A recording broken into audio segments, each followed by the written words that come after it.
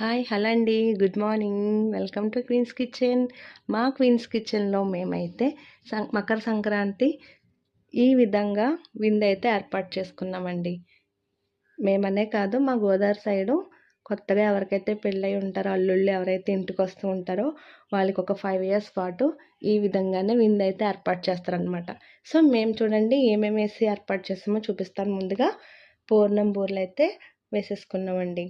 అలానే గొట్టం కాజాలు, నెక్స్ట్ పంచదారతో చేసుకున్న గోరుమిటీలు, అలానే 12 రకాలు కలిపి సున్నుండలు అయితే చుట్టుకున్నాం కదా.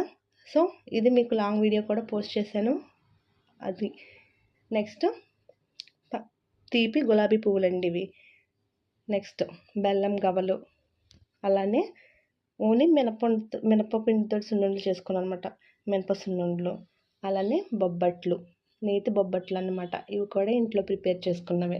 ఇవన్నీ కూడా sweet items. Next hot items వచ్చి కరకరలాడే కారపూస, అలానే గులాబీ పువ్వులండి. ఇందాక చూపించుకున్నవి స్వీట్, ఇవేమో హాట్ అన్నమాట, కారంగా వేసుకున్న గులాబీ పువ్వులు.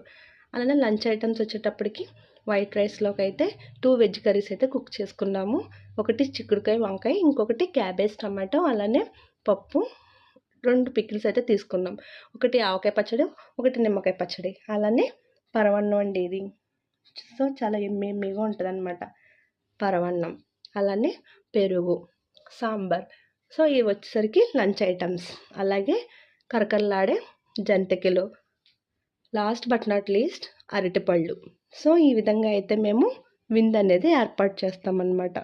సో వన్స్ అగైన్ అందరికీ హ్యాపీ మకర సంక్రాంతి అండి. సంక్రాంతి శుభాకాంక్షలు. సో మీరైతే ఎలా ఏర్పాటు చేసుకుంటారో నాకైతే కామెంట్ సెక్షన్లో కామెంట్ చేయండి. అలానే మా విందు అయితే మీకు ఎలా అనిపించిందో అది కూడా కామెంట్ చేయండి. Bye bye. సరికొత్త వీడియోతో మళ్ళీ రేపొద్దుట మీ ముందుకు వచ్చేస్తాం.